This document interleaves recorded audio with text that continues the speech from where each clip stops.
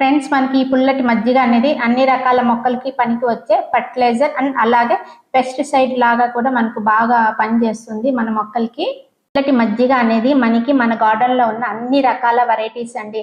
అంటే పూల మొక్కలే కాకుండా కూరగాయల మొక్కలు, పండ్ల మొక్కలు, అన్ని రకాల మొక్కలకి కూడా బాగా అంటే బాగా యూజ్ అవుతుందండి.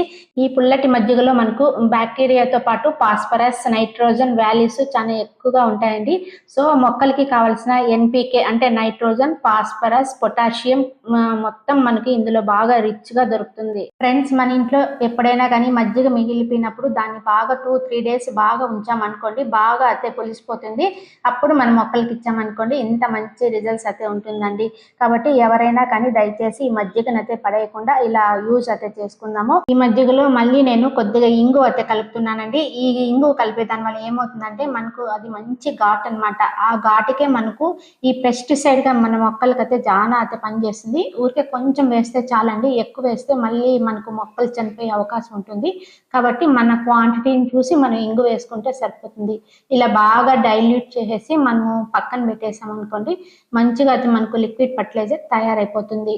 ఈ మజ్జిగలో నేను వాటర్ బదులు నాకు రైస్ వాటర్ డైలీ అలాగే ఎత్తి పెడుతూ ఉంటానండి. రైస్ వాటర్ అయితే కలిపేస్తున్నాను.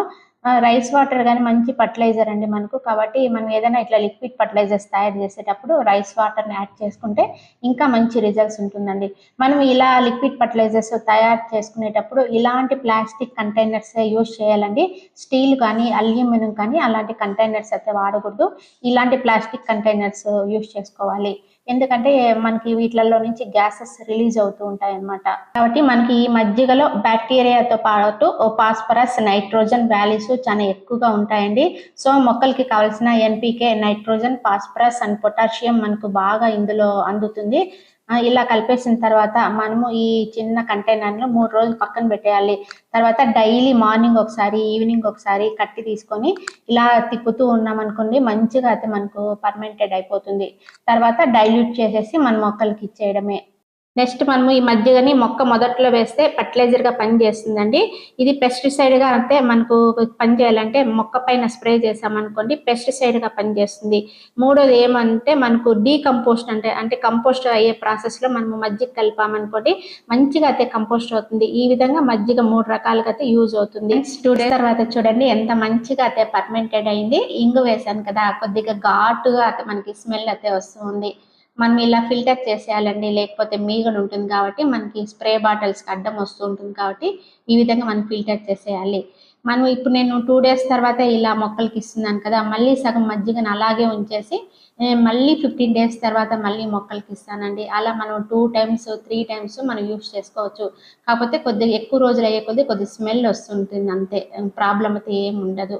ఇలా మనం డైల్యూట్ చేసి మొక్కలకి ఇచ్చేయాలి. 1:3 రేషియోలో ఇస్తాం. ఇలా మన గార్డెన్ లో ఉన్న వెజిటేబుల్ ప్లాంట్స్ కానీ, ఫ్రూట్ ప్లాంట్స్ కానీ, ఫ్లవరింగ్ ప్లాంట్స్ కానీ ఇలా మజ్జిగలో ఇంగు వేసి బాగా డైల్యూట్ చేసి 3 days నుంచి స్ప్రే చేస్తూ ఉన్నాం అనుకోండి, ఎటువంటి మిల్లీ బగ్స్ కానీ, అబిడ్స్ కానీ ఉండవు. పూలు కూడా కలరింగ్ చాలా మంచిగా రావడానికి అయితే ఆస్కారం ఉంటుంది.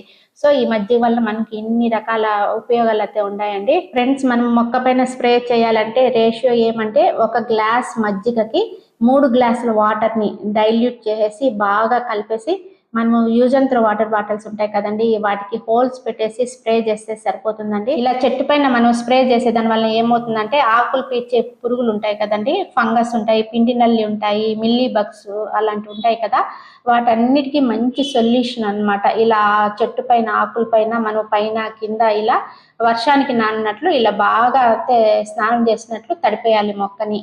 ఇలా బాగా తడిపేస్తే అన్నమాట ఏదైనా మిల్లీ బగ్స్ ఉన్నా, పిల్లి నల్లి ఉన్నా ఈ మజ్జిగలో ఇంగు వేసాం కదా, ఆ ఘాటుకే చచ్చి ఊరుకుంటాయి అన్నమాట. అన్ని ఉపయోగాలు ఉన్నాయి మనకు ఈ మజ్జిగ వలన.